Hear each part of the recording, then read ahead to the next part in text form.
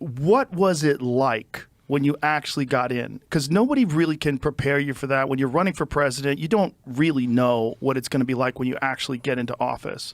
What did you think it was going to be like? In office or when I decided to run? So no, when you got in. When I was in. So when I was in and won and was in the White House, essentially. Yes. Well, first of all, it was very surreal. I would imagine. It's very interesting. When I got shot, it wasn't surreal. That should have been surreal. When I was laying on the ground, I knew exactly what was going on. I knew exactly where I was hit. They were saying you were hit all over the place because there was so much blood from the ear. You would know that better than anyone. When they get the ear torn up. Ears bleed a lot, yeah. Bleed.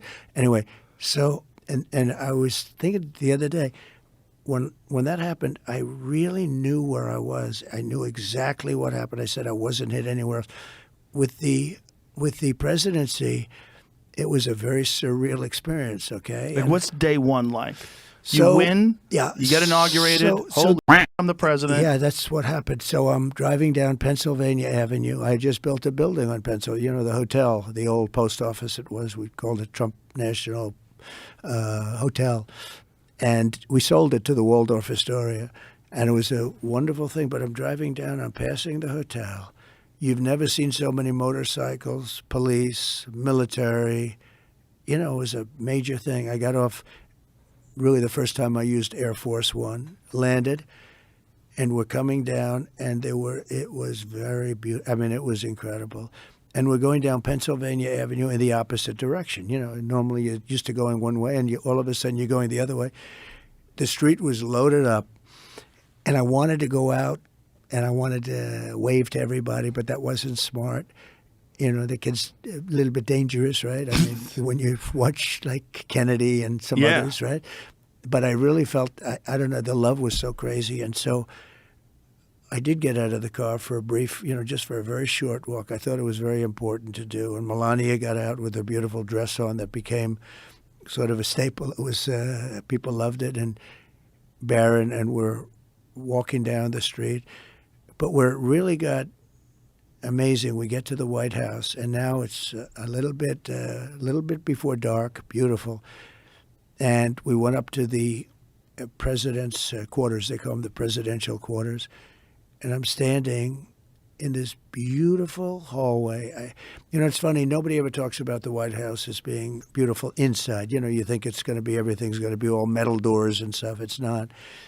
It's so beautiful. I made my money largely on luxury. The hallway is like 25 feet wide. The ceiling heights are, it's so beautiful. But I was standing there, and I said to the guys, I want to see the Lincoln bedroom. I had never seen the Lincoln bedroom. I'd heard about the Lincoln bedroom. And I was standing with my wife. I said, do you believe it? This is the Lincoln bedroom. I mean, it was like, it was amazing. Because look, if you love the country, but here you're, the Lincoln bedroom. And the bed, he was very tall. He was 6'6", which then would be like Barron. Right. Would be like Barron Trump. He's 6'9". But 6'6", he was very tall. Then on top of that, he wore that. Yeah, there it is. It's a long bed, elongated bed.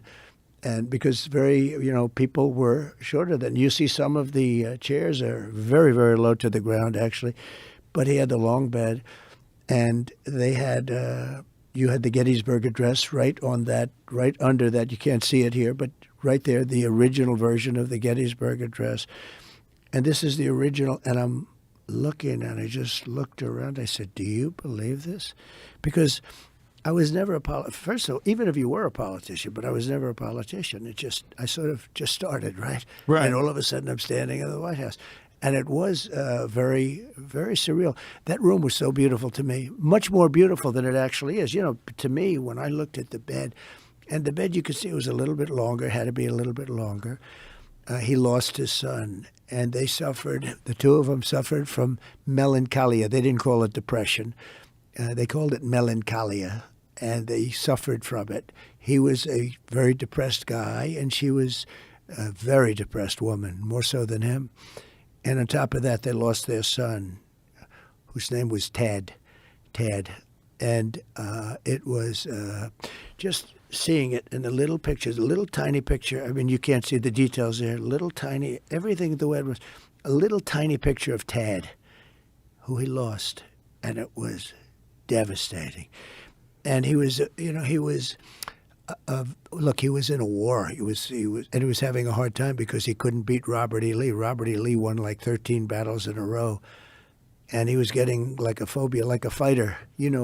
A lot about the fight stuff, but like